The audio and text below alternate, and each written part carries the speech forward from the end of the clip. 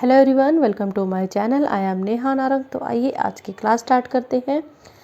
हम पहले वाली ही क्लास को कंटिन्यू करने जा रहे हैं। सेकंड लेक्चर के बाद ये आपका थर्ड लेक्चर है, जिसमें हम आपके कुछ टॉपिक्स भी रीड आउट करेंगे और उनके एमसीक्यू भी जो है सोल्व करेंगे। ठीक है, कुछ टॉपिक्स हैं जैसे जाति गायन हो गया, आपका प्रबंध हो गया, तो इनके बारे में हम डिस्कशन करेंगे पहले, फिर जो है हम एक साथ ही जो है एमसीक्यू को सोल्व करेंगे। इससे पहले जिसने मेरा चैनल सब्सक्राइब नहीं किया हो तो चैनल को ज़रूर सब्सक्राइब करें। तो आइए सबसे पहले जो पढ़ने जा रहे हैं वो है जाति गायन के बारे में। तो जाति गायन के जो है आपके 10 लक्षण माने गए हैं। सबसे पहले मैं आपको बता दूँ जाति गायन क्या है। जैसे आज के टाइम में हमारा राग गायन प्रचलित है, रागों को गाया जाता है। तो प्राचीन काल की बात की जाए तो सेम जाति गायन होता था। जैसे आज के टाइम राग गायन होता है, वैसे प्राचीन काल की बात की जाए तो जाति गायन होता है। इसके 10 लक्षण माने गए और आधुनिक काल में भी राग गायन की बात की जाए तो इसके 10 लक्षण ही माने गए हैं। ठीक है, तो जाति गायन के 10 लक्षण माने गए। भरत से लेकर अनेक विद्वानों तक 10 लक्षण ही माने जाति गायन के।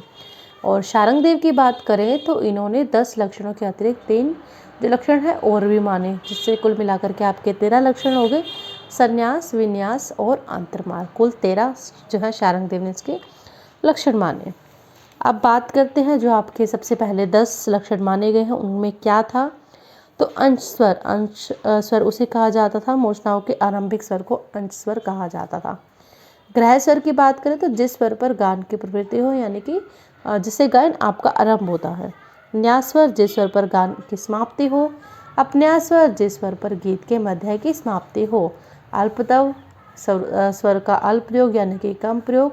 बहुतम में जिस स्वर का प्रयोग अधिक मात्रा में हो। नेक्स्ट है आपका षाढ़व, जिसमें 6 स्वरों का प्रयोग होता था। ओढ़तव की बात की जाए तो 5 स्वरों का प्रयोग हो। मंदर और तार, ये आपके 10 लक्षण थे।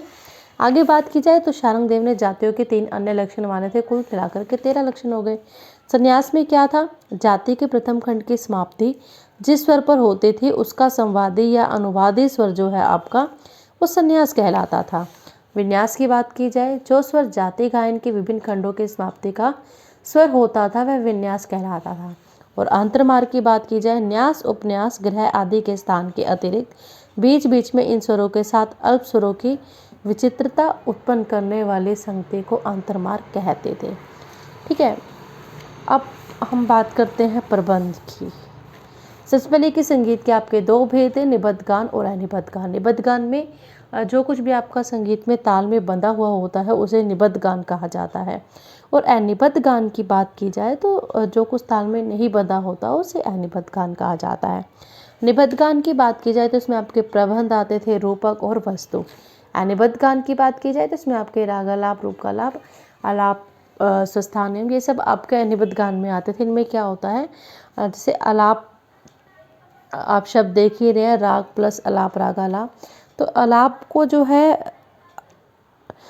जो है आपके ताल में नहीं बांध कर गाए जाते। ठीक है, आगे है नेक्स्ट बृहदेशी ग्रंथ में मतंग मुनि ने जो है 49 प्रबंध बताए, 49 प्रबंध बताए आपके। और संगीत रत्नाकर में शारंगदेव ने आपके कुल 75 प्रबंध बताए।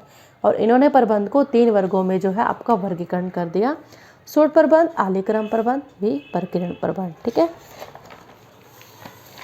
अब जो मोस्ट इम्पोर्टेंट क्वेश्चन अगर आप नेट के एग्ज़ाम में उठा के देखो तो हर एग्ज़ाम में ये प्रबंध से रिलेटेड क्वेश्चन जरूर आया हुआ है। बात की जाए कि प्रबंध के कितने अंग माने गए थे, 6 अंग माने गए, कौन कौन से माने गए, धातु, तो थोड़ा सा इंपॉर्टेंट पॉइंट है, इसको आप बिल्कुल ध्यान से समझें। ठीक है, प्रबंध के 6 अंग माने जाते थे और धातु आपके 4 माने गए प्रबंध के। ठीक है, स्वर, इसके बिना प्रबंध गाया ही नहीं जा सकता। देखो अगर प्रबंध में स्वर ही नहीं होगे तो इसको कैसे गाएंगे, नेचुरल सी बात है। तो आगे है आपका विरुद्ध। विरुद्ध में ऐसे शब्द होते थे जो नायक की स्तुति के लिए प्रयुक्त थे।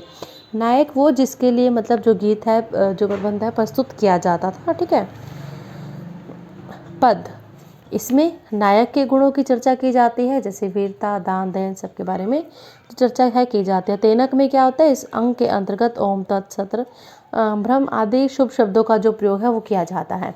पाठ का अर्थ है ताल वाद्यों पर बजने वाले वर्ण समूह। और ताल की बात की जाए तो प्रत्येक प्रबंध वो ताल से भी बंधा होगा बच्चों से बात है, स्वर और ताल में तो बंधा ही होगा। ठीक है, आगे बात करते हैं हम प्रबंध की जाति। ठीक है, प्रबंध की 5 जातियाँ हैं। मेदिनी, इसके 6 अंग माने गए। आनंदनी की 5 अंग माने गए। दीपनी के 4 अंग माने गए। भारणी के 3 माने गए और तारावली के 2 अंग माने गए। आगे है प्रबंध की 4 धातुएं हैं, उद्ग्रह, ध्रुव, मेलापक और आभोग। उद्ग्रह में क्या होता है, सर्वप्रथम भाग था, सबसे पहला भाग था। इसे ध्रुव को शुरू करने से पहले गाया जाता था।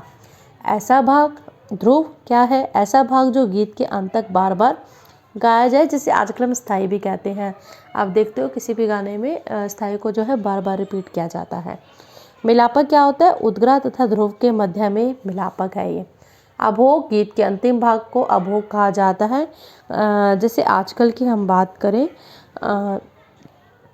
जो अंतरे होते हैं वो हमारा कैसे अंतिम भाग ही होता है एक तरीके से गीत का।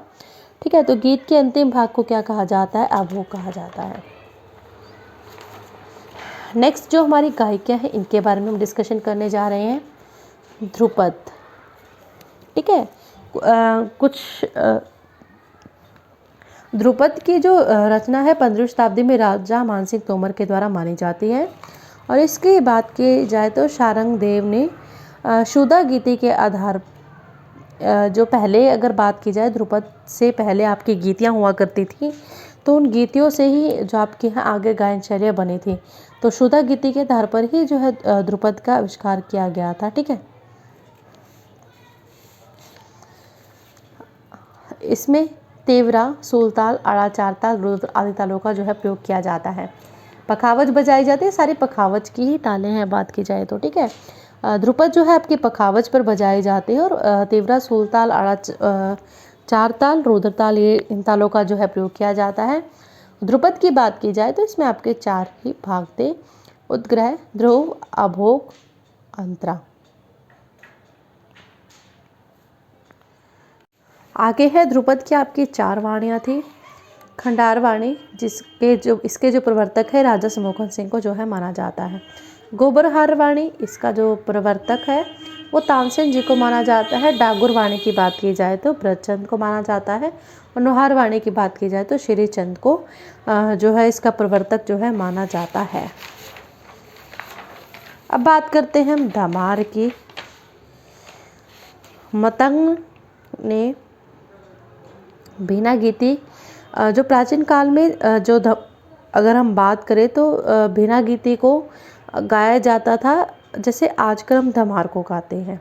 ठीक है, अगर धमार का प्राचीन स्वरूप की बात करें तो ये बीना गीति थे। जैसे आपकी गीतियों के 5 प्रकार माने गए हैं, तो बीना गीति जैसे प्राचीन काल में गाए जाते थे, उसी का जो स्वरूप है आज धमार के रूप में हम गाते हैं। ठीक है, धमार ताल में ही धमार को जो है वो गाया जाता है। ठुमरी, ठुमरी से ध्रुपद जैसे आपने पढ़ा, इसके बाद है आपकी ठुमरी। ठुमरी भी आपकी एक गायन शैली है। ठुमरी का जो पहले का प्राचीन काल का जो स्वरूप था वो क्या था, आपकी गोड़ी गीति थी ये। ठीक है, और इसको मुगल काल में नाम मिला था ठुमरी। खमाज, पिल्लू, मांड आदि इन रागों में जो है ठुमरी को गाया जाता है। और चाचर ताल में इसका ठुमरी को जो है अधिकतर गाया जाता है। ठीक है, और जो ठुमरी के आविष्कारक माने जाते हैं वो हैं आपके अख्तर पिया। नवाब वाजिद अली शाह अख्तर पिया को जो है ठुमरी का आविष्कारक माना जाता है। ठुमरी जो है आपके 2 अंगों से गाई जाती है। पहला है आपका पूर्व अंग, दूसरा है आपका पंजाब शैली। पूर्व अंग में क्या है, ठुमरी लखनऊ और बनारस में प्रचलित है। और पंजाब शैली की बात की जाए तो इसमें पंजाबी या ब्रज जो भाषा है वो होती है आपकी। ठीक है, टप्पा। अब ये टप्पा की बात की जाए तो ये भी आपकी गायन शैली जो है बेसरा गीति के आधार पर इसको जो है इसकी जो रचना है मियाँ शोरी ने की थी। ठीक है, उद्गम पंजाब के पहाड़ी क्षेत्रों में जो है इसका उद्गम हुआ था। विकास अवध के दरबार में हुआ था टप्पा का। और टप्पा में क्या होता है, टप्पा ताल ही बजती है जो कि आपकी 16 मात्राओं की ताल है। तिवट की बात की जाए तो गायन शैली भी आपकी किसी तराने में जब मृदंग के बोलों का प्रयोग हो। और चतुरंग की बात की जाए, कविता, तराना, पखावज के बोल, सरगम, ये सब आपके आते हैं। गज़ल के जो उत्पत्ति है वो यवन संस्कृति के भारत आगमन पर हुई थी। गज़ल को जो प्रसारित करने का श्रेय है वो सूफी संत ख्वाजा मोइनुद्दीन चिश्ती को है। गज़ल की रचना विविध छंदों में होती है जिनको बहर कहा जाता है। ठीक है, तो आइए हम MCQ स्टार्ट करते हैं।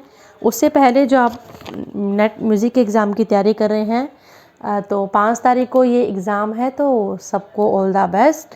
आप अच्छे से तैयारी करें। अगर आपका किसी भी टॉपिक पे कोई भी क्वेरी है या कोई टॉपिक आपको समझ नहीं आ रहा है तो आप कमेंट करके ज़रूर बताएं।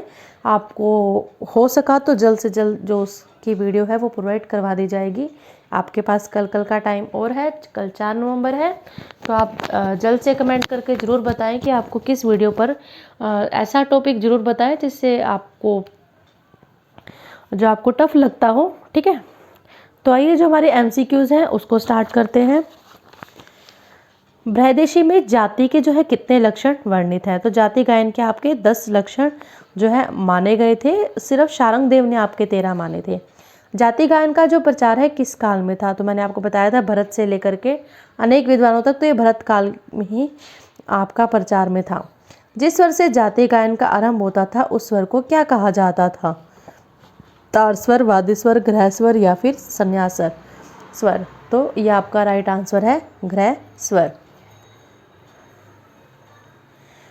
जिस स्वर पर जाति गायन के मध्य भाग की समाप्ति होती थी वह स्वर क्या कहलाता था? तो वो अपन्यास कहलाता था।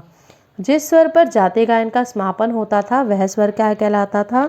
आपका न्यास स्वर कहलाता था। देखो आज के न्यास की बात की जाए तो वो होता है जिन स्वरों पर ठहराव किया जाता है। ठीक है, स्वरों का वह समूह जिसके द्वारा राग विस्तार किया जाता है वो क्या कहलाता है? गमक, कर्ण, तान या फिर मीण? तो ये तान कहलाते हैं। तान में क्या होता है आपके स्वरों का जो एक समूह होता है उसमें रागों का जो है विस्तार किया जाता है। भरत के अनुसार औडव एंड षाडश स्वर सप्तक क्या कहलाता है? ग्राम, मूर्छना, तान या फिर जाति? तो तान इसका राइट आंसर है।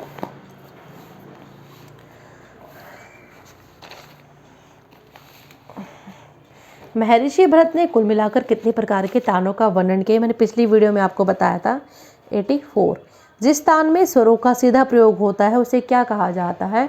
स्पाट तान कहा जाता है। मैं आपको बताऊं, फर्स्ट ऑप्शन ही आपका राइट है।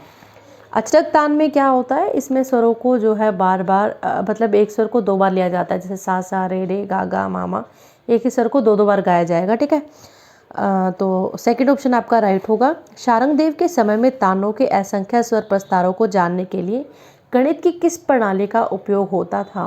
बीजगणित का, प्रस्तार का, खंड मेरू का या फिर सांख्यिकी का? तो खंड मेरू उसका जो है राइट आंसर है।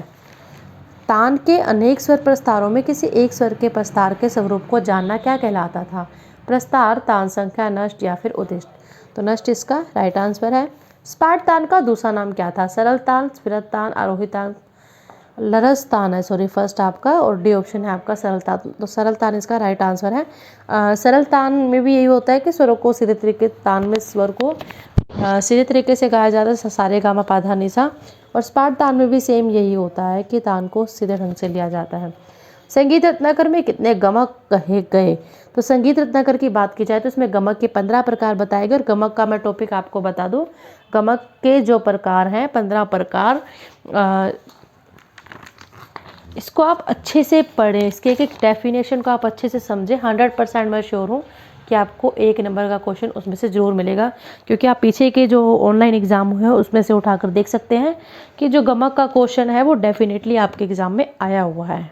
ठीक है, और ये बात तो ठीक है कि संगीत रत्नाकर में आपके गमक के 15 प्रकार बताए गए। अगर हम प्राचीन काल की बात करें तो इसमें भी गमक के आपके 15 प्रकार ही बताए गए हैं। और दक्षिणी संगीत की बात की जाए तो उसमें गमक के 10 प्रकार बताए गए हैं। और संगीत परिजात ग्रंथ की बात की जाए तो इसमें आपके गमक के 20 प्रकार बताए गए हैं। आगे है कि आधुनिक मीण को किस नाम से जाना जाता था? देखो जितने भी आपके गमक के प्रकार थे ना, तो उसका आजकल गमक शब्द का प्रयोग ना करके उनकी जगह जो आपके गमक के प्रकार थे उनमें से ही आपकी जैसे कर्ण स्वर की डेफिनेशन होगी, ये सब जो थे आपके निकले थे। ठीक है, तो जो मीण है वो भी आपके गमक के किसी एक प्रकार का नाम था। तो देखते हैं कौन सा है। उत्साहित गमक, हुमफित गमक, प्लावित गमक या फिर आंदोलित गमक? तो इसका आपका राइट आंसर है प्लावित गमक। त्रिभिन्न नामक गमक को आधुनिक समय में किस नाम से जाना जाता है? कर्ण के नाम से, खटका, स्पाट या फिर पुकार? तो इसका राइट आंसर है पुकार। विद्वानों ने कितने रसों का वर्णन किया है? विद्वानों ने आपके 9 रसों का वर्णन किया है। आधुनिक विद्वानों ने रसों की संख्या कितनी मानी? तो इन्होंने 11 मानी, 2 आपके ज़्यादा माने थे।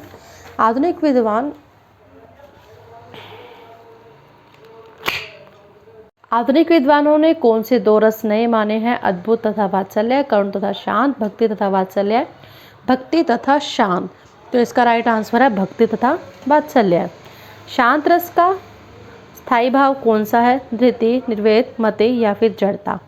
तो इसका राइट आंसर है निर्वेद। किस रस को रसराज के नाम से जाना जाता है? शांत, श्रृंगार, करुण या फिर हास्य? तो इसका राइट आंसर है आपका श्रृंगार। श्रृंगार रस का स्थायी भाव है शोक, हर्ष, रति या फिर क्षमा? तो इसका राइट आंसर है आपका रति। करुण रस का स्थायी भाव क्या है? शांत, श्रृंगार, ग्लानि या फिर शोक? तो इसका राइट आंसर है शोक। पाश्चात्य सौंदर्य विज्ञान भारतीय का प्रतीक है? ललित कला, संगीत, चित्रकला, रस शास्त्र? तो इसका राइट आंसर है रस शास्त्र। एस्थेटिक शब्द का प्रयोग सर्वप्रथम किसने किया? हिंगल, बामगार्टन, शेक्सपियर, जॉर्ज मेरेडिथ? तो बामगार्टन इसका राइट आंसर है। विभाव कितने माने गए? 8, 2, 1 या फिर 9? तो इसका राइट आंसर है 2। मानव मन में अस्थायी रूप से व्यक्त होने वाले भाव क्या कहलाते हैं? स्थायी भाव, विभाव, अनुभाव या फिर संचारी भाव? तो इसका राइट आंसर है संचारी भाव। संचारी भाव को अन्य किस नाम से जाना जाता है? आलंबन, व्यभिचारी भाव, स्थायी भाव या फिर उद्दीपन? तो इसका राइट आंसर है व्यभिचारी भाव। संचारी भाव कितने माने गए हैं? 30, 31, 32 या फिर 33? तो इसका राइट आंसर है 33। भट्ट लोलट के रस संबंधी दृष्टिकोण को किस नाम से जाना जाता है? निष्पत्तिवाद, उत्पत्तिवाद, अनुमितिवाद? इनमें से कोई नहीं, तो सेकंड ऑप्शन आपका राइट है। रस के संबंध में अनुमितिवाद की स्थापना किस विद्वान ने की थी? भट्ट नायक, भट्ट लोल, शकुंक या फिर भरत? शकुंक इसका जो है राइट आंसर है। निम्न में से कौन सा संचारी भाव नहीं है? भय, ग्लानि, शंका या फिर मत? तो भय इसका राइट आंसर है। पीड़ा को किस श्रेणी में रखा गया था? स्थायी भाव, विभाव, अनुभाव या फिर संचारी भाव? तो इसका राइट आंसर है आपका संचारी। प्राचीन प्रबंध गायन किसका प्रकार है? ध्रुवा गीत का, रूपक का, अनिबद्ध गान का या फिर निबद्ध गान का? तो इसका राइट आंसर है आपका निबद्ध गान का। शारंगदेव ने कितने प्रबंधों का वर्णन किया है? 65, 70, 75 या फिर 80? तो इसका राइट आंसर है आपका 75। शारंगदेव ने अपने प्रबंधों का वर्गीकरण कितने वर्गों में किया था? 9, 7, 5 या फिर 3? तो 3 वर्गों में इन्होंने किया था। पतंग ने सभी प्रबंधों को किसके अंतर्गत माना? ध्रुवा, देसी प्रबंध, मार्ग प्रबंध या फिर सूट प्रबंध? तो इसका राइट आंसर है आपका सूट प्रबंध। पतंग ने कितने प्रबंध माने थे? तो इसका राइट आंसर है आपका 49, जो कि इसमें ऑप्शन जो है नहीं दिया हुआ, ये मिसप्रिंट सा है कुछ, ठीक है। तो 49 इसका राइट आंसर है। सालक सूट नामक प्रबंध किसका भेद है? सूट प्रबंध का, सूट प्रबंध का, आतिक्रम प्रबंध का या फिर कोई नहीं? तो इसका आपका राइट आंसर है सूट प्रबंध का। प्राचीन प्रबंधों के कितने अंग माने गए थे? 6 अंग माने गए थे। आपको पढ़ा चुकी हूँ मैं कंप्लीट 6 अंग। प्राचीन प्रबंधों की कितनी धातुएं थी? 3, 4, 5 या फिर 2? तो 4 धातुएं थी। निम्न में से कौन सा प्राचीन प्रबंध के अंग में नहीं आता?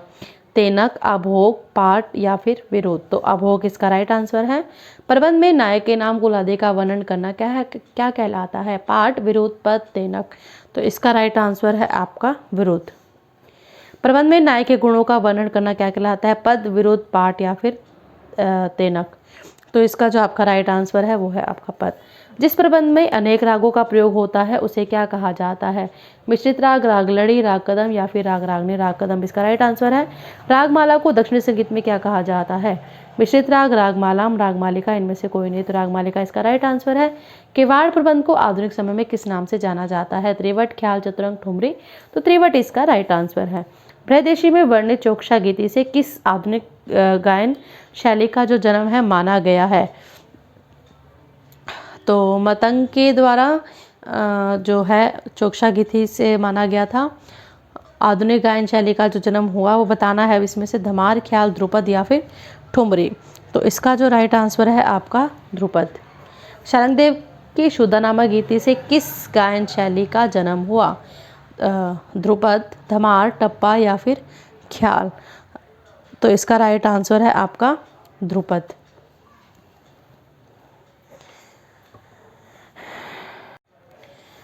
अचल पदों वाली गायकी को क्या कहा जाता है? Very easy question. Dhamar, Trivat, Khayal या फिर ध्रुपद। तो ध्रुपद कहा जाता है। उत्तरी संगीत में ध्रुपद के साथ किस ताल वाद्य का प्रयोग होता है? तबला, पखावज, मृदंग या इनमें से कोई नहीं। तो इसका जो राइट आंसर है वो है आपका पखावज।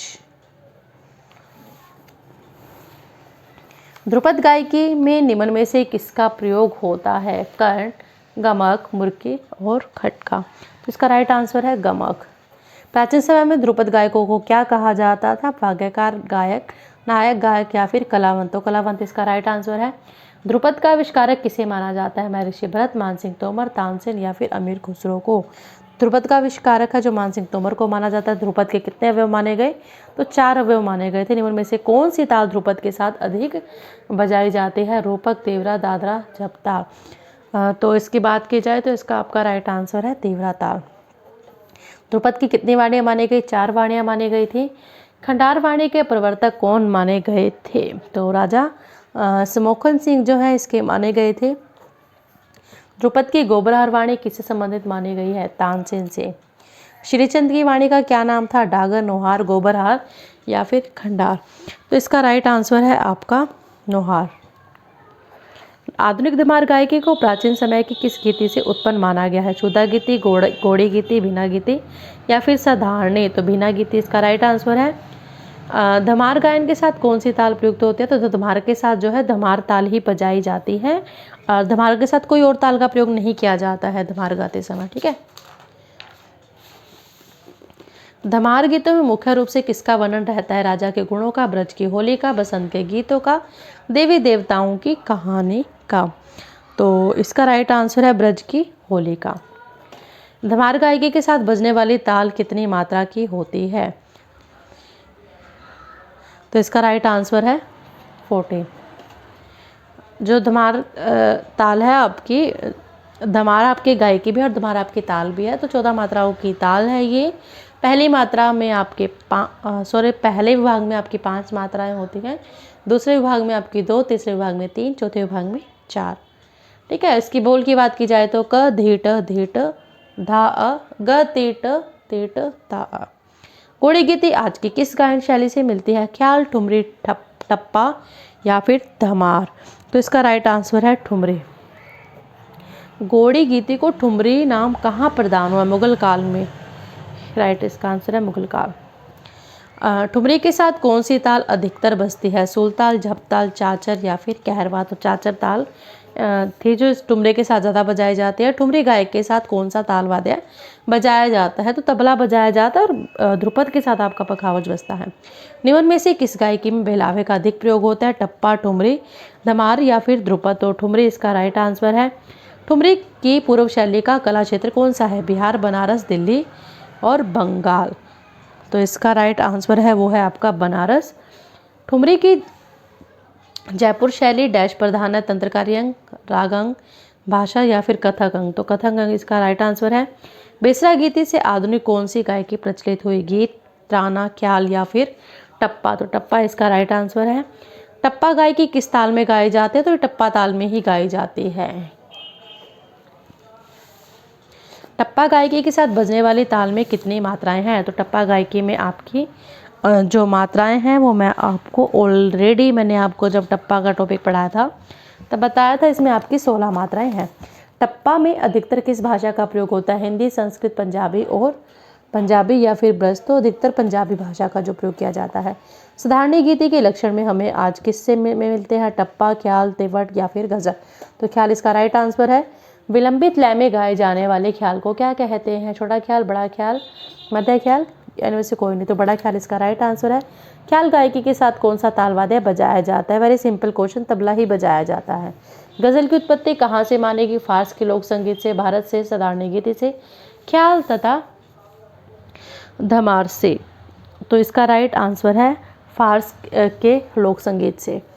भारत में गज़ल को प्रसारित करने का जो श्रेय है किसे जाता है? तानसेन को, ख्वाजा मोइनुद्दीन चिश्ती को, अमीर खुसरो को, उस्ताद अमीर खां को। तो सेकंड ऑप्शन आपका राइट है।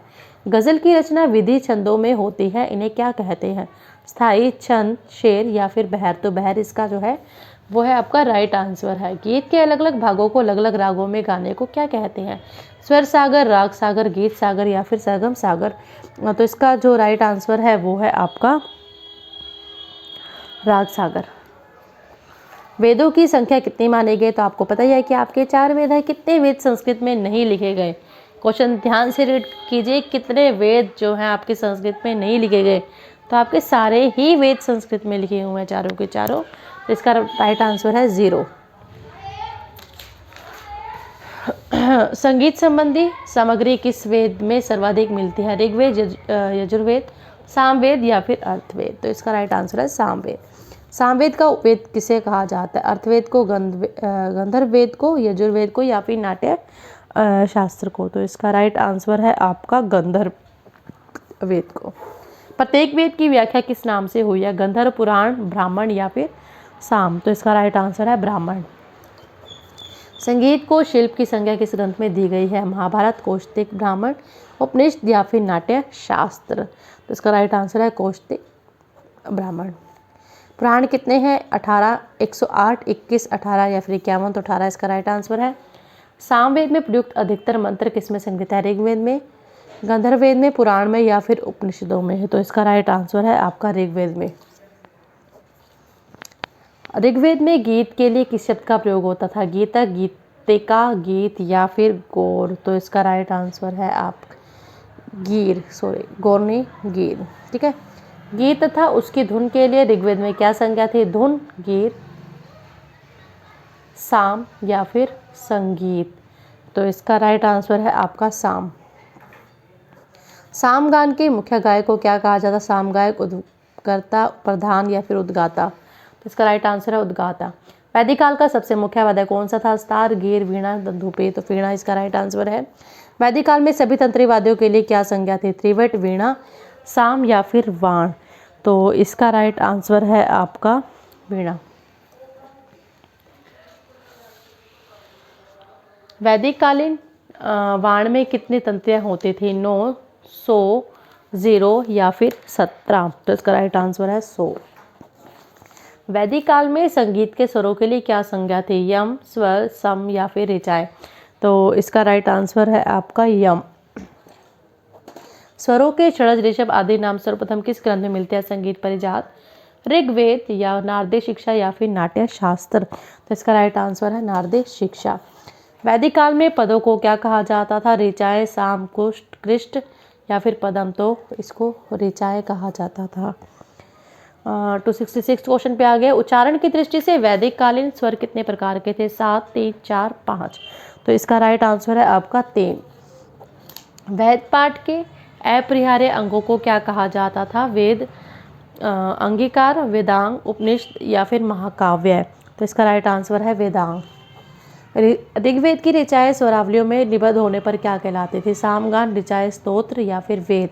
तो इसका राइट आंसर है स्तोत्र। आर्चिक तथा गान किसके प्रकार थे यानी कि भाग थे? ऋग्वेद के, सामवेद के, नाट्यशास्त्र के या फिर नृत्य के। तो इसका राइट आंसर है सामवेद। सामगायन के समय तक कितने स्वरों का विकास जो है हो चुका था? 5, 3, 7 या फिर 8। तो 7 इसका राइट आंसर है। सामगायन में स्वरों का क्रम कैसा था? आरोही, अवरोही, मिश्रित या फिर इनमें से कोई भी नहीं।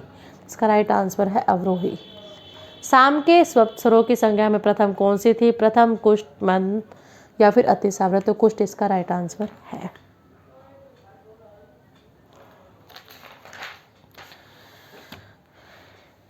किस ग्रंथ में साम तथा लौकिक गान के स्वरों का जो सामंजस्य है स्थापित किया गया था? ऋग्वेद में, नारदीय शिक्षा में, नाट्य शास्त्र में या फिर बृहदेशी में। तो नारदीय शिक्षा में इसका राइट आंसर है।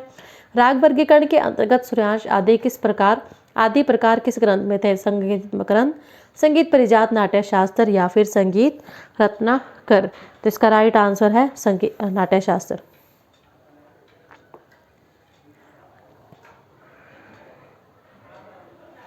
नेक्स्ट क्वेश्चन देखते हैं। नारद ने अपने समय में प्रचलित कितने राग तथा प्रत्येक की कितनी रागनियाँ मानी? 6 राग, 6 रागनियाँ, 6 राग, 5 रागनियाँ, 5 राग, 6 रागनियाँ, 5 राग या फिर 5 रागनियाँ।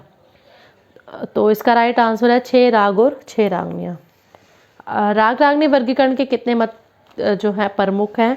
2, 4, 8 या फिर 9। तो इसका राइट आंसर है 4। शिव मत को अन्य किस नाम से जाना जाता है? भरत मत, शंकर मत, कलिनाथ मत या फिर सोमेश्वर मत। तो सोमेश्वर मत इसका राइट आंसर है। राग रागनी पत्नी में कुल कितने मुख्य राग माने गए थे? 4, 5, 6 या फिर 7। तो इसका जो राइट आंसर है वो है आपका 6। सॉरी, एक बार अगेन, राग रागनी पद्धति में कितने मुख्य राग माने गए हैं आपके? 4, 5, 6 या फिर 7। तो इसका राइट आंसर आपका यही है, 6 ही है। ठीक है। सोमेश्वर मत में कितने राग तथा रागनियाँ थी? 6 राग 36 रागनियाँ, 6 राग 35 रागनियाँ, 5 राग 36 रागनियाँ, 5 राग 35 रागनियाँ। शिव मत, सोमेश्वर मत 6 राग 36 रागनियाँ थे आपके। ठीक है। भरत मत में कितने राग था, कितनी रागनियाँ थे? 6 राग 36 रागनियाँ, 6 राग 35 रागनियाँ, 6 राग 32 है तो बिल्कुल ही गलत है, 6 राग 30 रागनियाँ। ये आपका ठीक है, फोर्थ ऑप्शन। कलिनाथ मत के अनुसार राग रागनियाँ कितने थे? 6 35, 6 36, 5 से 30, 6 30। तो इसका जो आपका राइट आंसर है वो है आपका 6 राग थे आपके कुल और 36 रागनियाँ थी। हनुमान मत के अनुसार कितने राग रागनियाँ थी? 6 राग 30 रागनियाँ, 6 राग 36 रागनियाँ, 5 30, 5 36। तो इसका राइट आंसर है आपका 6 राग 30 रागनियाँ। राग वर्गीकरण की किस पद्धति की तुलना परिवार से की जाती है? राग वर्गीकरण की किस पद्धति की तुलना परिवार से की जा सकती है? राग अभी किसमें जो है परिवारों के बारे में डिस्कशन किया गया था? रागांग राग वर्गीकरण, ग्राम राग वर्गीकरण, राग रागनी वर्गीकरण या फिर मेल राग वर्गीकरण। तो राग रागनी वर्गीकरण में ऐसा था, क्योंकि राग की बात की जाए तो जो जिन रागों में पुरुष तव की झलक दिखाई देती थी तो उन्हें राग कहा गया, और जिन रागों में स्त्री तव की झलक दिखाई दी वो आपकी जो थी वो रागनी कहलाई थी। ठीक है। नेक्स्ट पढ़ते हैं, पंडित शारंग देव ने अपने समय के रागों को कितने वर्गों में बांटा? 5, 6, 10 या फिर 12। तो इसका राइट आंसर है 10। ग्राम रागों की कुल कितनी संख्या मानी गई है? वेरी इजी क्वेश्चन, 30 मानी गई है। संगीत रत्नाकर में 5 गीतियों से कितने ग्राम राग आपके जो है बने थे? वो है आपके 30। फर्स्ट ऑप्शन राइट है। महर्षि भरत के अनुसार ग्राम राग जो है किससे उत्पन्न हुए आपके? रागों से, जाति से, मूर्छना से या फिर ग्राम से? मैं आपको बता दूं ये जाति से उत्पन्न हुए थे। जो राग केवल अपनी ही जाति का अनुवर्तन करते हुए ग्राम राग क्या कहलाते थे? तो वो आपके शुद्ध कहलाते थे। भिन्न राग कितने माने गए? 6, 7, 5 या फिर 2। तो 5 माने गए। बेसर राग कितने हैं? 12, 8, 7, 10। तो 8 इसका राइट आंसर है। 291 क्वेश्चन पे देखते हैं, पंडित शारंग देव ने कुल कितने राग माने? तो इन्होंने संगीत रत्नाकर में आपके 264 रागों को जो है माना था। भारत ने उपराग कितने माने? 7, 8, 9 या फिर 10। तो 8 इसका राइट आंसर है। मतंग ने भाषा के अंतर्गत कितने राग गिनाए हैं? 16, 20, 6 या फिर 9। तो इसका जो आपका राइट आंसर है 16। मेलपत्ती किस शताब्दी में आरंभ हुई थी? आपकी 14वीं शताब्दी में हुई थी। मेलपत्ती का आरंभ किसने किया? बृहस्पति, महर्षि भरत, वेंकटमुखी, विद्यारण्य। तो विद्यारण्य इसका राइट आंसर है। लोचन ने जो है आपके कितने मेल जो है माने? वो 12 मेल माने थे आपके। लोचन के 12 मेलों के अंतर्गत कितने राग आते हैं? 72, 63, 23 या फिर 60। तो इसका राइट आंसर है 63 यानी कि 63। राम माता ने कितने मेल माने? 20, 18, 23 या फिर 26। तो इसका राइट आंसर है आपका 20। सोमनाथ ने कितने मेल माने हैं? 28, 20, 23 या फिर 72। तो इन्होंने जो माने हैं वो हैं आपके 23। पंडित वेंकटमुखी के मेलों की संख्या कितनी थी? 72, 36, 26, 10। तो इन्होंने 72 माने थे। पंडित वेंकटमुखी ने एक मेल से कितने रागों की उत्पत्ति बताई? तो एक मेल से इन्होंने 484 रागों की उत्पत्ति बताई थी। 72 मेलों को कुल कितने गुटों यानी कि वर्गों में जो है बांटा गया है? तो इसका जो आपका राइट आंसर है वो है आपका 12 मेलों में जो है 12 वर्गों में जो है बांटा गया था। 72 मेलों को कुछ वर्गों में बांटा गया है। इन वर्गों को क्या कहते थे? वर्ग कहते थे, चक्र कहते थे, अग्नि या फिर श्रुति। तो चक्र इसका जो है राइट आंसर है। तो इतने ही क्वेश्चंस जो है हमने 303 तक जो है सोल्व कर लिए हैं। नेक्स्ट वीडियो आपको जल्द से जल्द मिल जाएगी। Thank you. आपको वीडियो कैसा लगा कमेंट करके ज़रूर बताएं।